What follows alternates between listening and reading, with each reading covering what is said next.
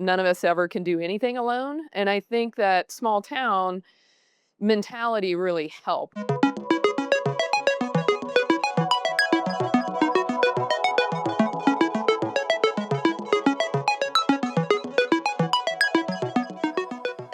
So Right. let's go back to the beginning from that standpoint. And I know your family has been actually from Georgia, in West Georgia, right? Yes. So tell us a little bit about growing up in your family and growing up in Georgia. Well, thanks, JP, and great to be here with you all this morning. And congratulations for making the cut out of 1,534 people. That's really give yourselves a round of applause. Absolutely. Super cool. I grew up on a farm west of Georgia in between Douglasville and Hiram, and we raised cows and pigs and chickens and grew all of our own vegetables. So I grew up cooking, and it was kind of a family compound. My grandmother, my two great aunts, and my great uncle also lived there in houses that were one driveway apart. And it was a great experience just to learn and it's hard work. So you have to work when you're young and but it's very interesting. And my dad was an entrepreneur and he started a business early in my early childhood, actually making cast marble. I don't know Interesting. if y'all know what that is, but sort of like baking a cake, which is interesting to fast forward to my career later. But you take marble dust and resin and a catalyst and mix it all in a big mixer and pour it into a mold, and out pops a sink or a tub or jacuzzi, shower panels, something like that. But that was his business, and my brothers and I worked for him growing up.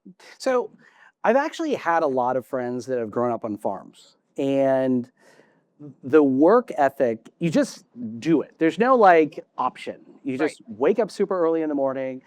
You just do literally shovel shit in many cases. You do whatever is necessary. There's not really the option of, hey, I'm going to sleep in today. One of my best friends is an 11th generation farmer in Western Kentucky. Oh, well. And he doesn't really say, hey, I'm looking forward to this 3-week vacation that's coming up. That's not a thing. Right. His vacation is maybe a Friday through a Sunday, depending on which season he is in. Tell us about kind of like that mindset where many of us, it could be health, it could be work, it could be learning, it could be whatever it is. Sometimes we try to have to get motivated to do something. Yeah. How does the mindset, especially from a farming perspective, where it's not an option, you Right. just have to keep up? How does that mindset work, and how can maybe we can steal some of that perspective? Yeah, I mean, I think it's really about doing what needs to be done, right? I mean, I remember we had these three little bulls. They were so cute, and my brothers and I, we had to get up and feed them every morning before we go to school or before we do anything else. It was like 5:30 in the morning, 6 o'clock in the morning, but they had to be fed.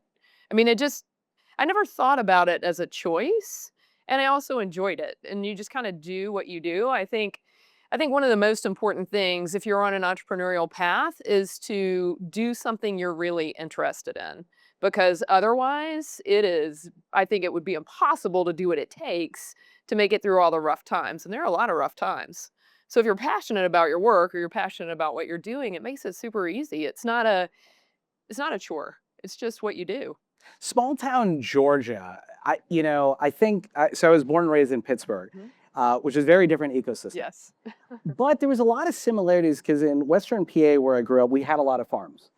And I'll be honest, before I came in the late 90s to Atlanta, there was this false perception of there's Atlanta and be careful once you go outside of the city limits Uh-huh. because it could be backward. They may not understand. You're a different color. Maybe there's more rednecks. And there's this kind of like ethos.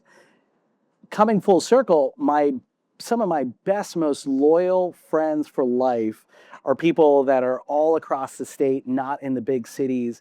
And there's a sense of camaraderie between not just where you are, but the family. And there is such a true thing about Southern hospitality.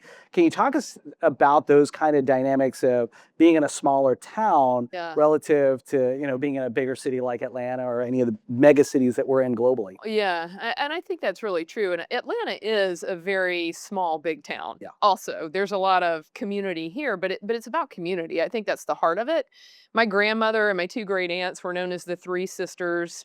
In Douglasville. I mean, they were always out and about. They were very socially minded, community minded.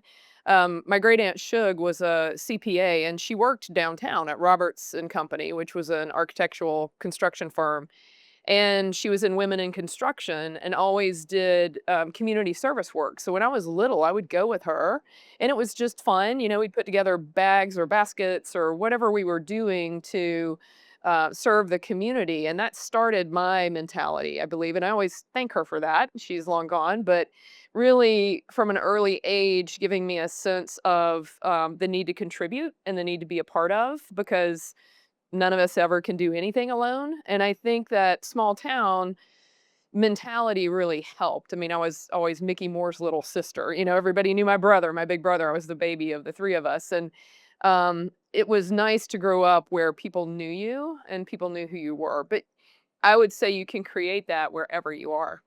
You know, I also find it fascinating, like in the Indian culture, we have this concept of joint family, Mhm. where similarly, like you have a compound, potentially two, three, four families would live within the area, and also has the mindset of how can we all contribute to the whole. Now, there's also other dynamics when you have that many people around, that many cousins around. We won't Right. comment on all that stuff, but there is a sense of like you said, community within the community to support each other as you kind of grew up. And you talked about was it your great aunt or your My aunt? great aunt. Your Yeah. great aunt being women in construction. The dynamics obviously have shifted, decades later. But walk me through kind of how those dynamics of women in business during that time frame, or her being in construction. How is that? Because that was not typical at that time, right? No, it wasn't. And I was young, so we didn't talk about it a lot, but I mean, I saw my great aunt, and both of my parents were only kids, so I don't have aunts and uncles. I had the older generation that I grew up with, so I was lucky to have that. But my great aunt and my grandmother worked for Atlanta Gas Light. Right. And so she also worked downtown, and they would drive into the city every day together, and they dressed up and they were businesswomen. And so I got to see that, which was really good for me.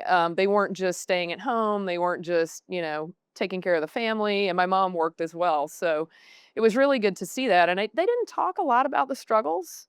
Interestingly, they just they did their thing.